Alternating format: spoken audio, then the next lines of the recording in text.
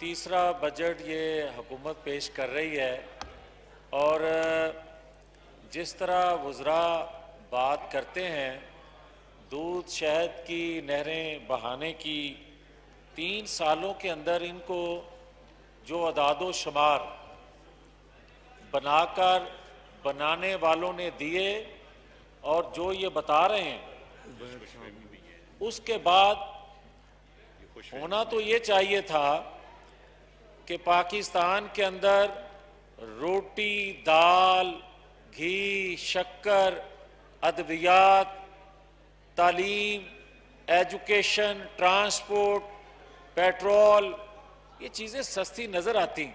मियां साहब एक minute, order in the house please. तमाम ऑनरेबल मेंबरान से गुजारिश है कि वो अपनी अपनी सीटों पर तशरीफ रखें।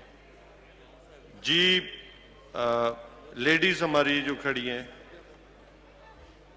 Order in the house please, बैठ जाएं जी।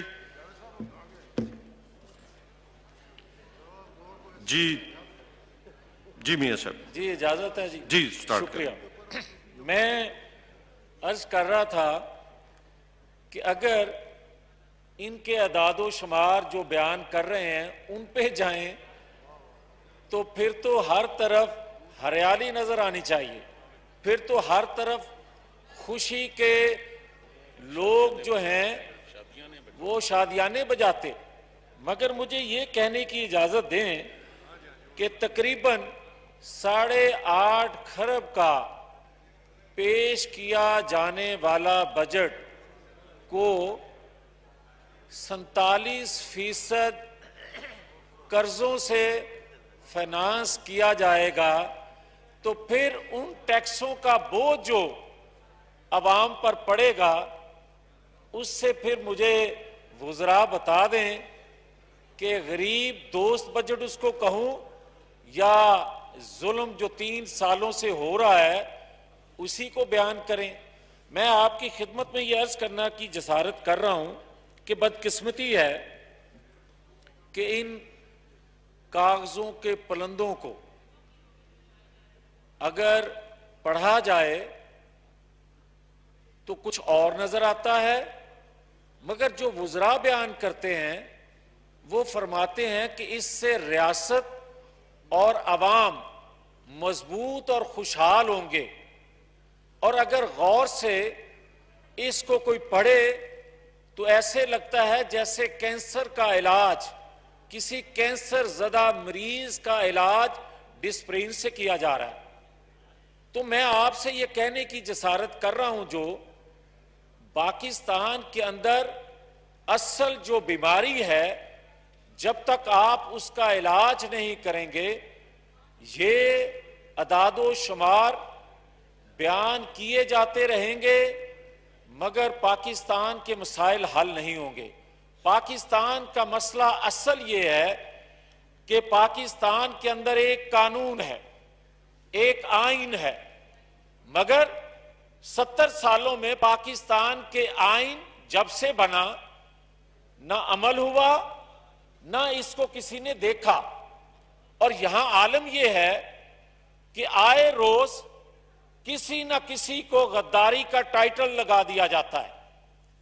आज आलम यह है कि 70 सालों में आपने मादरे मिल्लत फातिमा जना को गद्दार कहा और 20 साल बाद एतराफ किया कि मादरे मिल्लत गद्दार नहीं थी। आपने जिस वजीर साहब की गुफ्तगू अभी सुनी, उन्होंने ही कहा था मादरे मिल्लत को गद्दार।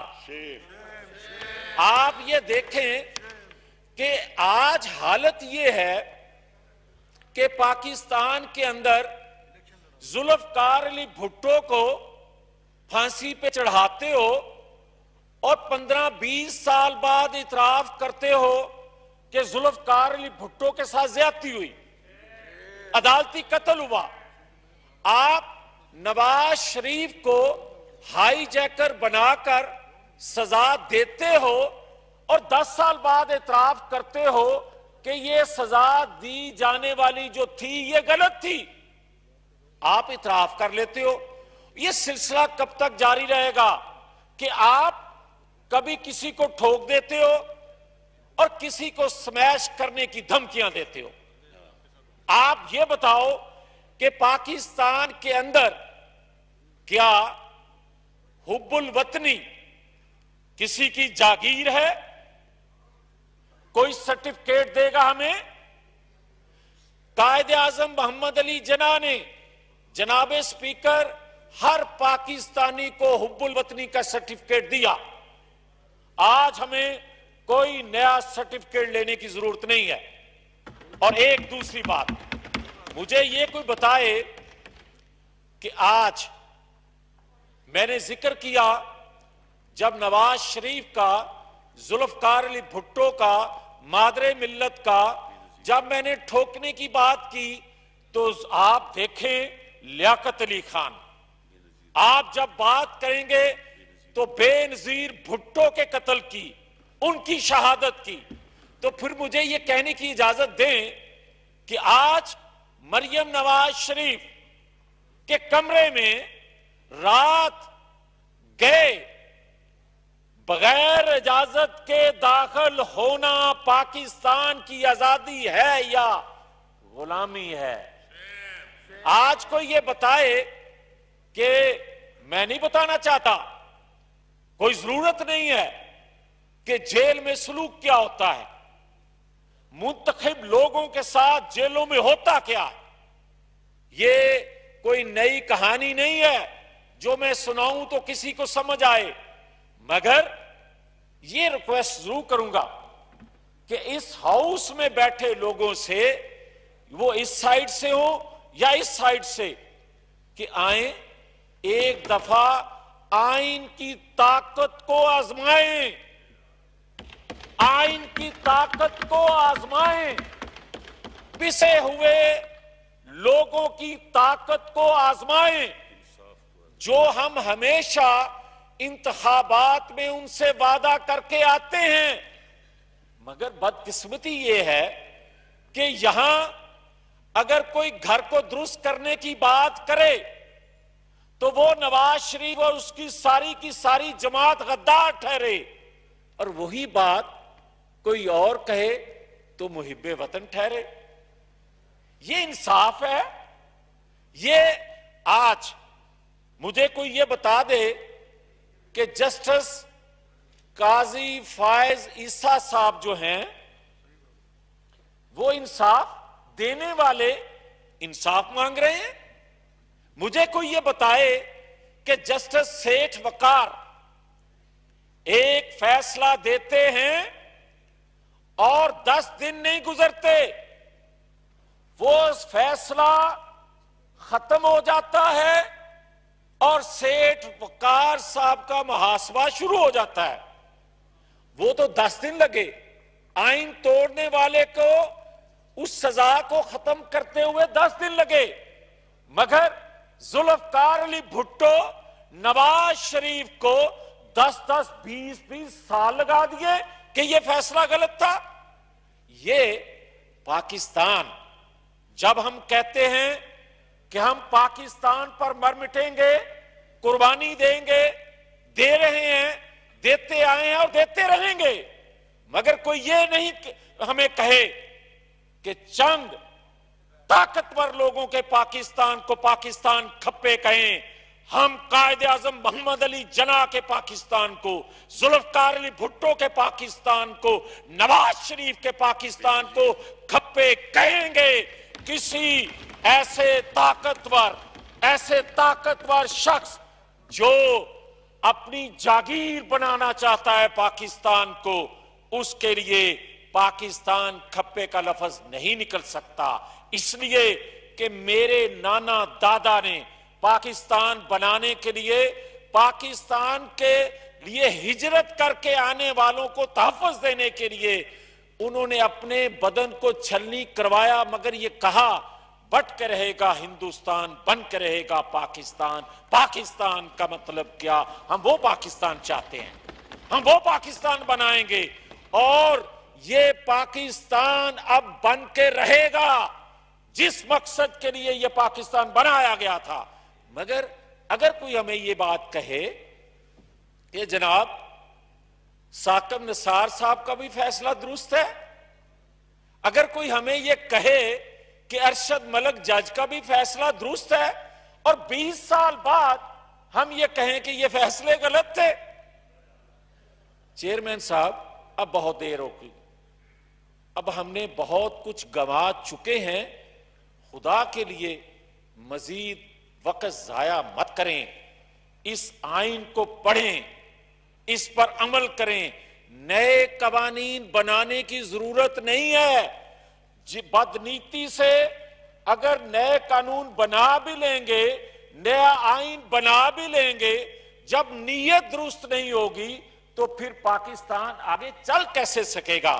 मगर एक चीज की इजाजत चाहता हूं, अगर ये हाउस, अगर ये आइन फैसला नहीं कर सकता कि गद्दार कौन है और क्यों है, मुहिब्बे वतन कौन है और क्यों है, तो फिर आइन की किताब को बंद कर दें, फिर इस पार्लिमान को ताला लगा दें, फिर इस पार्लिमान में आने की जरूरत नहीं है। फिर जो हम वादा करते हैं लोगों से, अवाम से, तो फिर उनको जवाब दे दें कि हम बेबस हैं। मगर अवाम बेबस नहीं है, लीडरशिप बेबस होती है, लीडरशिप कंप्रोमाइज करती है। जनाबे चेयरमैन साहब, आज बड़ी बातें होती हैं मफामत की। भाई मजामत कौन कर रहा है? मजामत तो होती है मसल्ला, मजामत तो होती है पहाड़ों पे चढ़ के। मफामत किससे होती है? मफामत दो फरीकों के दरमियान होती है। एक फरीक आप हैं तो दूसरे फरीक का बताया जाए दूसरा फरीक कौन है।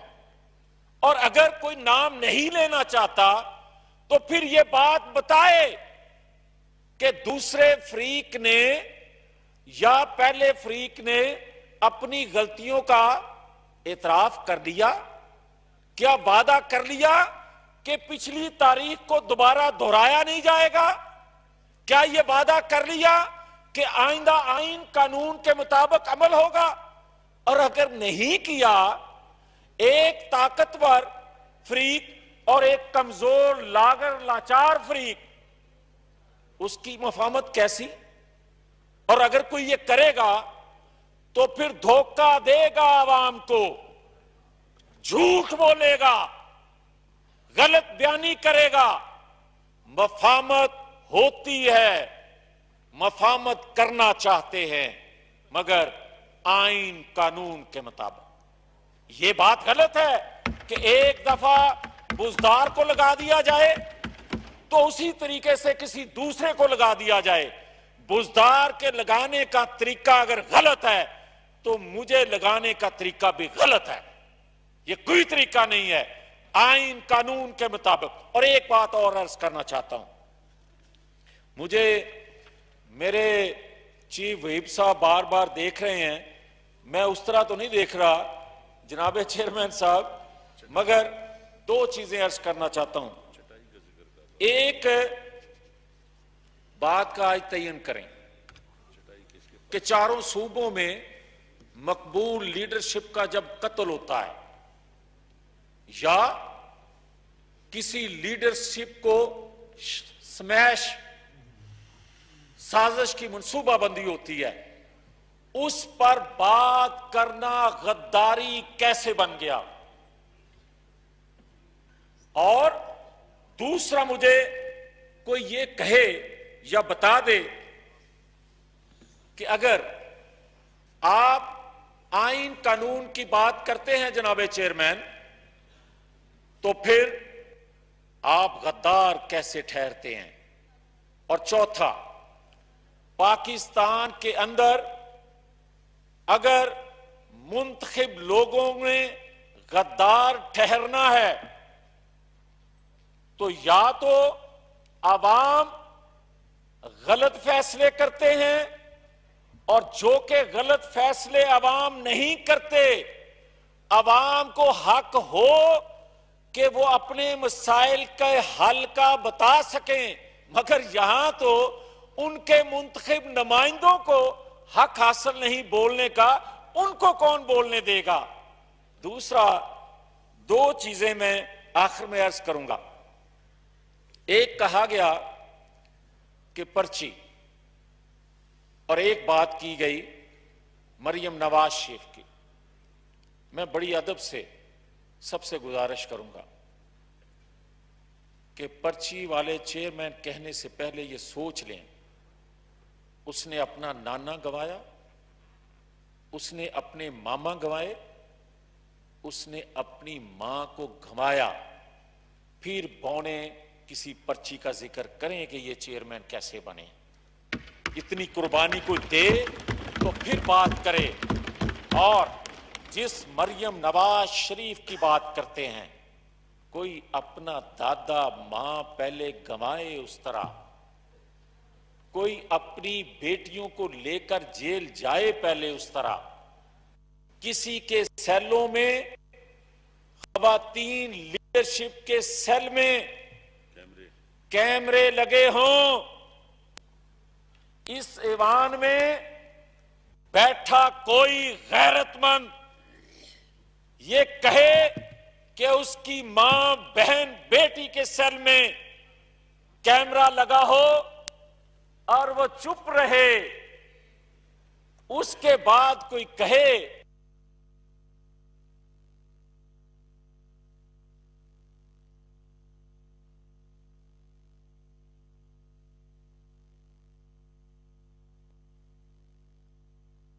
वाइंड अप प्लीज जी। आखिरी 3 मिनट, वो उस तरह नहीं करूंगा, उस तरह नहीं बात करूंगा मैं चेयरमैन साहब। मियां साहब आप अपने विप से पूछें। सर जनाबे चेयरमैन साहब,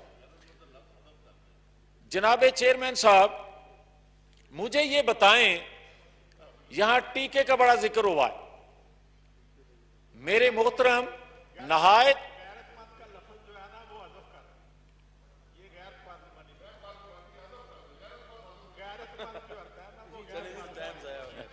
अच्छा, जिस तरह चौधरी बरजीत साहब कहते हैं जी मैं तो तैयार हाँ, उस तरह ही कर दो प्लीज।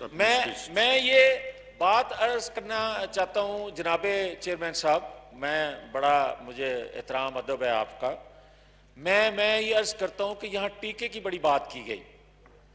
इमरान खान साहब ने फरमाया कि जब मुझे इंजेक्शन लगाया गया तो मुझे अस्पताल का स्टाफ जो था वो हूरें नजर आ रही थी। मगर खुदा का खौफ करें, आपने तो 3 साल इस कौम को जो टीके लगाए हैं, इस कौम को दुनिया जो है वो दोज़ख नजर आ रही है। आप बात करते हैं चटाई की,